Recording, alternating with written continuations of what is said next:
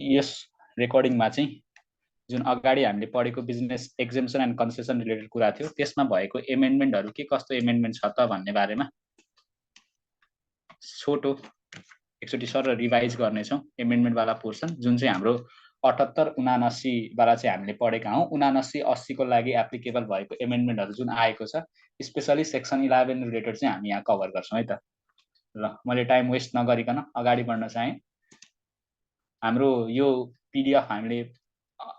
पाएका छौँ यो पीडीएफ चाहिँ हाम्रो टेलिग्राम ग्रुपहरू जति पनि हुन्छन् त्यो ग्रुपहरूमा अभाइलेबल भएको हुनाले मैले यो पीडीएफ रिफर गर्न चाहे एकदम राम्रो पीडीएफ भएको हुनाले र यो पीडीएफ क्रिएट गरिएको चाहिँ हाम्रो एकाडेमी अथवा गुरुकुल सीबाट क्रिएट गरिएको है त thank you to the creator ल म अगाडि बढ्न चाहे concession and income from agriculture business भनेर सरहरूले बनाउनु भएको पीडीएफ छ ओल्ड प्रोभिजन यहाँ साइडमै राखिएको छ न्यू प्रोभिजन पनि राखेको छ म सर र नयाँ चेन्ज चाहिँ कहाँनिर छ त्यो मात्रै भन्छु हुन त यो आफैले पढ्दाखेरि पनि मजाले बुझिने गरी सरहरूले बनाउनु भएको छ त्यही पनि अब भिडियो बनाइराखिएको बेलामा चाहिँ लास्टमा यो पनि कभर गरिदिउँ न त भनेर मात्रै हो है त ल हामीले एग्रिकल्चर इन्कममा चाहिँ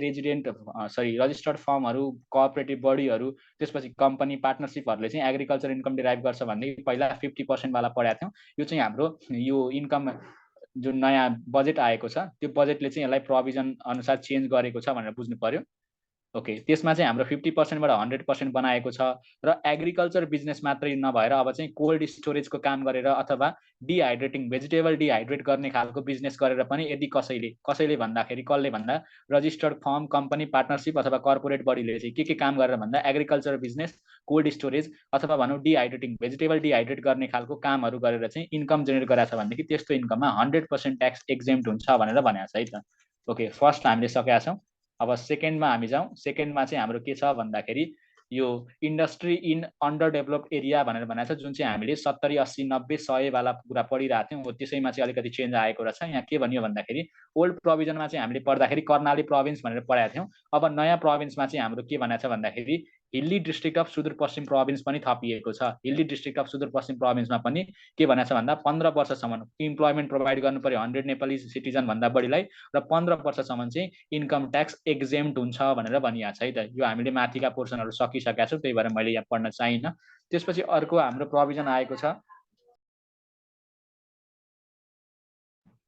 अर्को हाम्रो प्रोभिजनमा चेन्जेस आएको भने चाहिँ हाइड्रो इलेक्ट्रिसिटी प्रोजेक्ट वाला प्रोभिजन जुन थियो 11(3)D अब यहाँनिर चाहिँ हाम्रो एबीसीडी अनुसार लेखिएको भएर अलिकति मिस्टेक भएको जस्तो लाग्न सक्छ मिस्टेक होइन सरहरूले लेख्नु भएको छ 11(3) घ हो हाम्रो जुन यो नोट छ यो नोट अनुसार चाहिँ हामीले हेर्यौँ भनेदेखि 11(3) घ को भनेर बुझ्न सक्छौँ एकैचोटि है त म माथि जान चाहे 11(3) घमा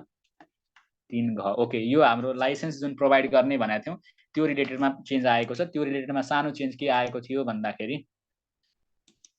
ल यसमा चाहिँ हाम्रो चेन्ज भनेको जुन क्लोजर भनेको थियो हामीले अपरेसन स्टार्ट गरिसक्या भनेपछि चैत 2082 चैत मसान्त भनेको थियौँ यहाँ चाहिँ 2082 चैत भित्र 2083 चैत भित्र गरिसक्या भनेर भनिएको छ अनि अर्को हाम्रो हाइड्रो पावर प्रोजेक्टमा चाहिँ 200 मेगावाट भन्दा बढी र उसको स्टार्टिङ भनेको चाहिँ 2082 चैत इन भनेर भनेको थियौँ यहाँ चाहिँ अब 40 मेगावाट भन्दा बढी भनेर एकदम ठुलो भेराइटीलाई कभर गरेको छ 40 मेगावाट भन्दा बढी र चैत इन 2085 सम्म चाहिँ स्टार्ट भइसक्या भन्ने कुरा गरेको छ है त ओके यो पनि हामीले सकेका छौँ यहाँनिर हाम्रो नोट अनुसार हेर्ने भनेदेखि चाहिँ ट्याक्कै चेन्ज आएको भने चाहिँ यसलाई भनिएको छ यहाँ यो 200 मेगावाटबाट यसलाई 40 मेगावाट बनाइएको छ 2082 भने चाहिँ यहाँ के भयो भन्दाखेरि ओके 2082 वाला पोर्सन चाहिँ हाम्रो माथिपट्टि चेन्ज भएर 2085 को इन्ड भएको छ त्यसपछि हाम्रो जुन नर्मली 2083 भनेर हामीले हेरिरहेको थियौँ ओके यहाँनिर चाहिँ हाम्रो यो जुन 2082 थियो यो चाहिँ 2083 इन्ड भएको छ है त त्यसपछि तल्लोमा जाउँ होला यो चाहिँ हाम्रो 3E भनेको चाहिँ 3 वाला प्रोभिजन हो जुन एक्सपोर्ट वाला थियो त्यसमा चाहिँ एडिसनल 35% भनेको थियौँ त्यो चाहिँ अब एडिसनल 50% भएको छ 35% हुनको लागि चाहिँ आफैले म्यानुफ्याक्चर गरेको वस्तु एक्सपोर्ट गरिएको छ भनेदेखि एडिसनल 35% भनेको थियौँ अब चाहिँ चेन्ज भएर 50% भएको छ है त त्यसपछि अर्को हाम्रो छ मेडिकल भ्याक्सिन अथवा अक्सिजन रिलेटेड भनेको थियो त्यसमा चाहिँ 3 वर्षसम्म चाहिँ 100% भनेर भनेको थियौँ त्यसपछिको चाहिँ नेक्स्ट 2 वर्षसम्म 50% भनेको थियो अब त्यो 3 वर्ष पढेर 5 वर्षसम्म चाहिँ 100% त्यसपछिको नेक्स्ट 2 वर्षसम्म चाहिँ 50% भनेको छौँ अनि नयाँ प्रोभिजनहरू थपिएको छ नयाँ प्रोभिजनमा चाहिँ हामीले 3 सम्म पढिसकेका छौँ अब 3 भनेर नयाँ प्रोभिजन के आयो भन्दाखेरि यदि कुनै पनि इन्डस्ट्री जुन चाहिँ असार इन्ड 2082 सम्म इस्टाब्लिस हुन्छ त्यसको अब्जेक्टिभ भनेको इलेक्ट्रोनिक भेहिकलहरू एसेम्बल गर्ने अथवा म्यानुफ्याक्चर गर्ने छ भनेदेखि त्यसरी इस्टाब्लिस भएको 5 वर्षसम्म चाहिँ 40% ट्याक्स एक्जेम्प्ट हुन्छ भनेर भनिएको छ। लाग्ने ट्याक्समा 40% चाहिँ रिबेट पाउने भनेर भनिएको छ। 3 भएपछि 3 म भन्ने अर्को नयाँ प्रोभिजन के थपियो भन्दाखेरि यदि कुनै पनि इन्डस्ट्री जुन चाहिँ असाढ 2082 मा इस्टाब्लिस भइसक्छ, यसको अब्जेक्टिभ भनेको एग्रिकल्चरल इक्विपमेन्ट प्रोडक्सन गर्ने, म्यानुफ्याक्चर गर्ने हो भनेदेखि उसले चाहिँ 100% ट्याक्स एक्जेम्प्सन पाउँछ 5 वर्षसम्म भनेर भनिएको छ है त। ओके, ओभरअलमा हाम्रो आएको प्रोभिजनमा चेन्जेस भनेको यति नै हो र अन्य कुराहरू चाहिँ चेन्जेस भएको छैन र यो चाहिँ हाम्रो कहिलेको चेन्ज भन्दाखेरि 2079-80 को